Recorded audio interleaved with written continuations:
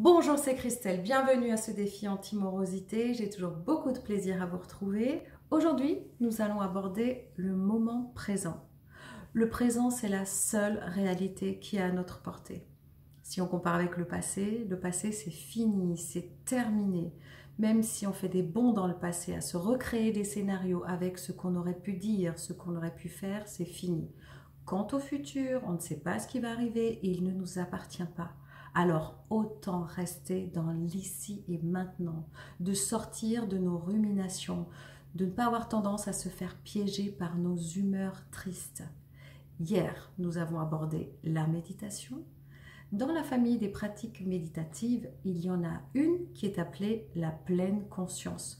Vous en avez certainement déjà entendu parler grâce au médecin psychiatre Christophe André dans ses écrits, dans ses interviews.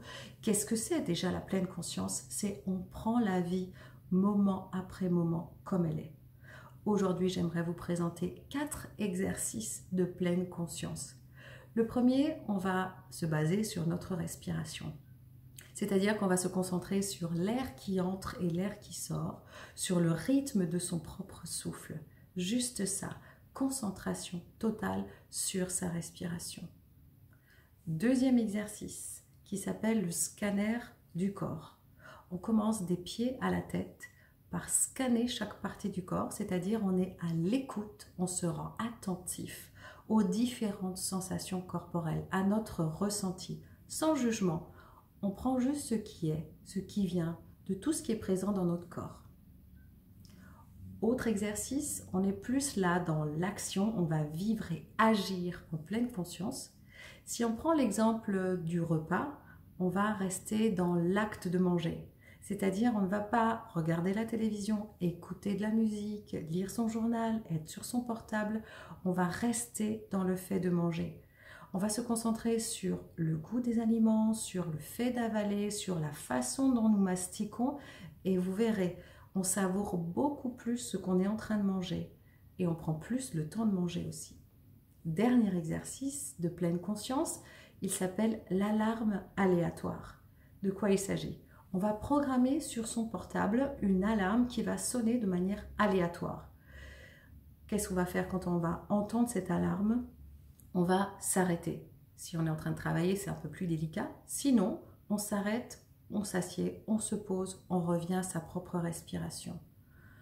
L'alarme aléatoire, moi j'ai pu l'expérimenter récemment. Ça m'a beaucoup aidé. Ça m'a permis de comprendre aussi que j'étais beaucoup dans le mental parce que j'étais en train de faire une tâche, mais finalement j'étais dans mes pensées. Au début, cet exercice a été un peu perturbant, voire énervant, parce que je voulais terminer ma tâche. Je voulais finir, je voulais pas être coupée. Et avec un peu d'adaptation, finalement, j'ai pris plaisir à m'arrêter, à revenir à ma respiration, à revenir dans l'instant présent et à faire un coup de balai finalement sur mes pensées et mon mental. Donc cet exercice d'alarme aléatoire, ça va faire du bien à notre tête. Vous savez combien on a de pensées par jour? 60 000 et ce n'est qu'une moyenne. Alors si on a un exercice concret qui permet de canaliser un peu ces 60 000 plans de pensée, moi je dis il faut y aller, hein, banco.